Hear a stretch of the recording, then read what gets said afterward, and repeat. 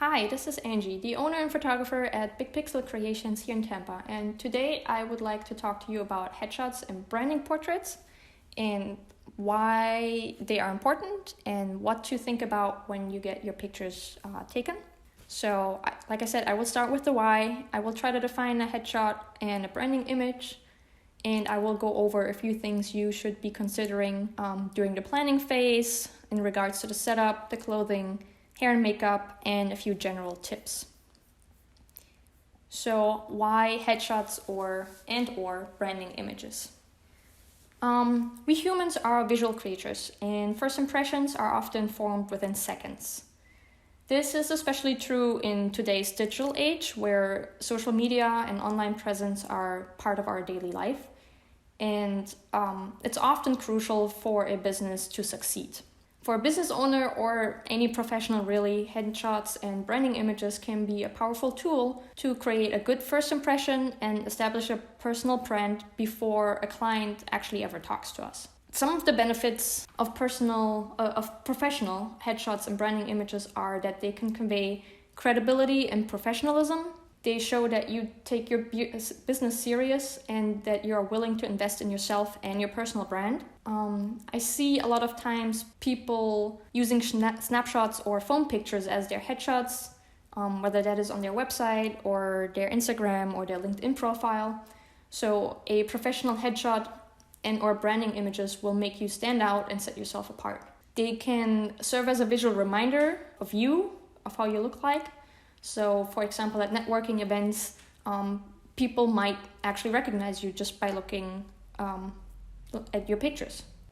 Especially for branding photos, they will help with consistent personal branding across multiple channels, and they will create a recognizable visual pattern. So think, having the same type of picture or maybe even the same picture on your website, your Instagram, your LinkedIn, your Facebook, wherever else you're present.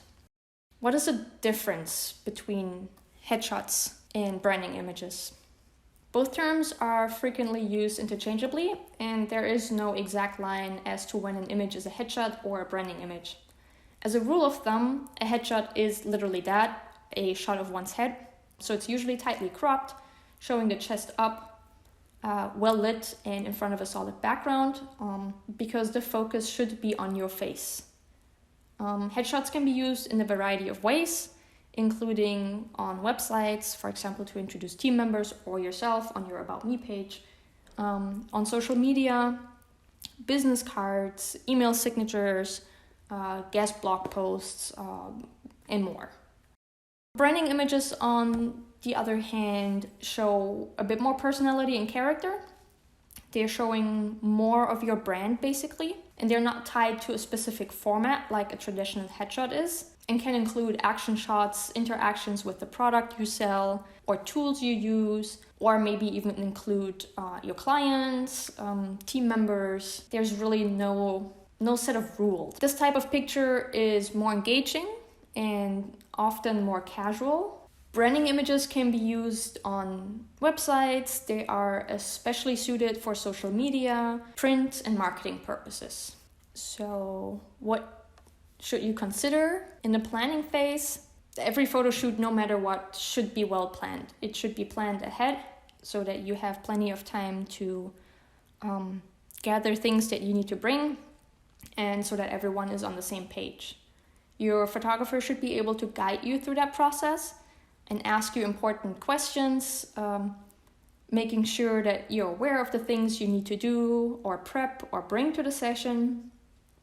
One thing that you can think about before even talking to a photographer is how and where you want to use the images, because knowing and communicating that will ensure that the setup, formats, and composition will actually be suitable for those users.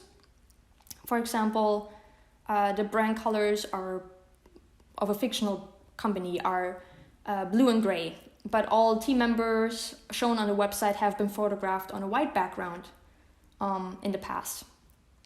Knowing and telling your photographer that it's a white background, not a gray or blue, will ensure that there is consistency when new team members will have their headshot taken. For the setup, things you need to consider might slightly differ depending on whether you are planning on taking headshots or branding images. As the focus for headshots should be on you and your face, you will usually want to stay away from brightly colored and very busy backgrounds. For branding images, however, a bright orange or a teal or a purple could be perfect if those are your brand color or your corporate identity. Same kind of goes for lighting.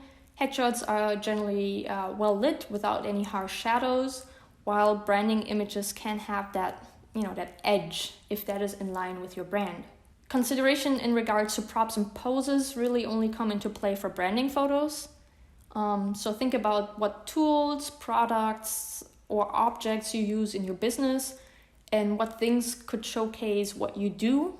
Posing kind of comes naturally because, the fun personality will be more comfortable with the fun poses, and it will also be part of their business and vice versa. Like a lawyer will most likely not jump around in the images. It's always a good idea, however, to look for examples or images that speak to you so that you have something as a visual reference that you can also show your photographer, because it will be easier to ensure that you're on the same page if you have something to show to them and not just describe it. When it comes to clothes, you should always dress for success or as if you were to meet a new client.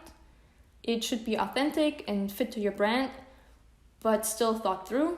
For example, clothing is a great way to incorporate brand colors in headshots, depending on the color and the overall feel, but definitely a good way for branding images to incorporate those colors. Generally, you should avoid busy patterns, large logos or prints, and the clothes should be well fitted and without wrinkles. You also want to make sure that the color of the clothing won't clash with the background color. And for headshots especially, you should wear little to no jewelry so that the focus stays on your face. When it comes to makeup, for the best results, it is advised to have a professional artist do your hair and makeup. Not only do they know the tricks and get your camera ready, but it will also take off some stress off of your shoulders and boost your confidence. Overall, hair and makeup should be simple but professional. Just keep in mind that this is not the time to experiment with a new haircut or new hair color or new makeup techniques or anything crazy. So for the end, a few general tips, a few things to be mindful of. Think about your posture. Good posture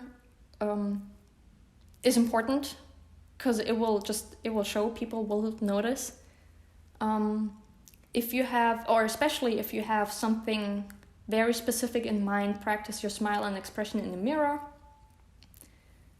Drink lots of water a day or two before the session. That will especially hydrate your skin, and get a good night's rest the day before at least.